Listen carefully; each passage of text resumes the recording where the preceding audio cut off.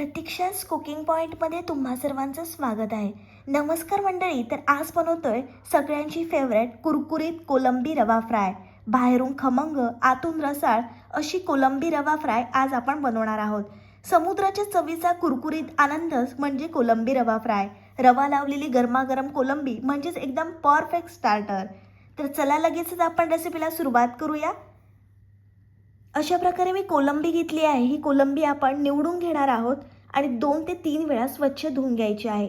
कोलंबीला आपण मॅरिनेट करणार आहोत. मॅरिनेटसाठी आपल्याला अद्रक लसूण मिरची कोथिंबीर पेस्ट, हळद, घरगुती आगरी कोळी मसाला, चवीप्रमाणे मीठ लावून 25 ते 30 मिनिट कोलंबी मॅरिनेट करून घेतली आहे. कोलंबी प्रेमींनो, आजचा पदार्थ खास तुमच्यासाठी.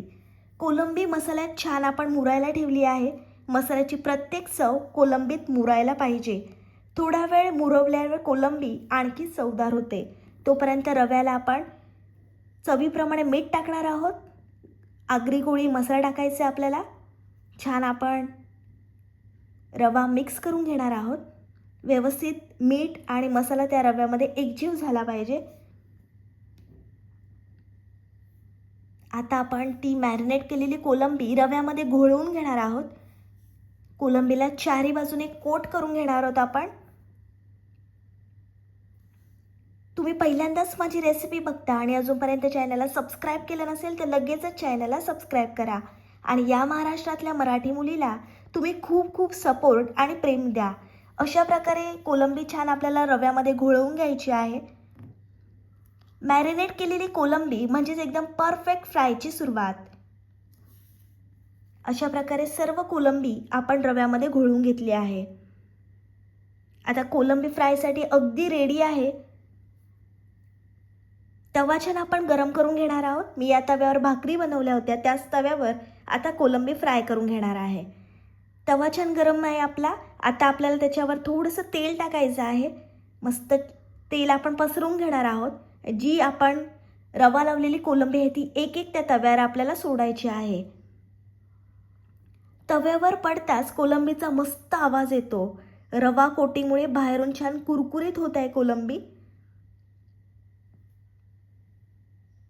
मस्त कुरकुरीत अशी ही कोलंबी जबरदस्त लागते. जे नॉनव्हेज प्रेमी आहेत त्यांनी ही रेसिपी जरूर ट्राय करा. तुम्ही कोलंबीचे खूप प्रकार खाल्ले असणार, पण अशा प्रकारे एकदा रवा कोलंबी बनवून बघा. चव विसरणं अशक्यच आहे. या कोलंबीची चव तुम्हाला शब्दात सांगता येणार नाही, खाल्लं की समजेल. ही कोलंबी तुम्ही एकदा जरूर ट्राय करा. तुम्हा सर्वांना खूप आवडेल. मस्त कोलंबीची एक बाजू शिजून झाल्यानंतर आपण पलटून घेणार आहोत. तव्यावर भाजताना ह्या मसाल्याचा सुगंध, कोलंबीचा सुगंध घरभर दरवळला आहे. जास्त वेळ नाही, नाहीतर कोलंबी कडक होते आणि रबरासारखी होईल. म्हणून लगेच एक बाजू शिजल्यानंतर आपण पलटून घेणार आहोत. थोडं थोडं तव्यावर तेल सोडायचं आहे. ही कोलंबी एवढी कुरकुरीत लागते ना, खूप भन्नाट लागते. ही मीडियम गॅसवर आपण तळून घेणार आहोत. बाहेरून कुरकुरीत आतून रसाळ अशी कोलंबी मस्त आपली तयार होते.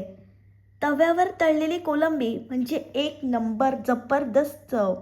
रंगावरूनच तुम्हाला समजत असेल किती भारी लागणारी कोलंबी फ्राय. आता आपली एक बाजू शिजली आहे. आता पलटून घेणार आहोत आपण. मस्त सोनेरी असा रंग आला आहे.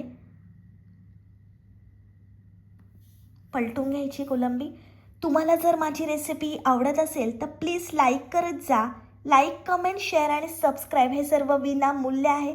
तर या महाराष्ट्रातल्या मराठी मुलीला तुम्ही खूप खूप सपोर्ट आणि प्रेम द्या. माझी रेसिपी तुमच्या मित्रमैत्रिणींपर्यंत खूप खूप शेअर करा.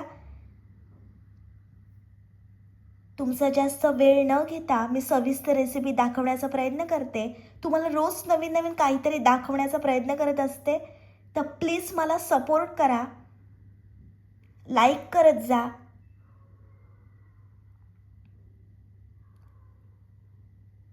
ही कोलंबी तुम्ही स्टार्टर म्हणून सुद्धा खाऊ शकता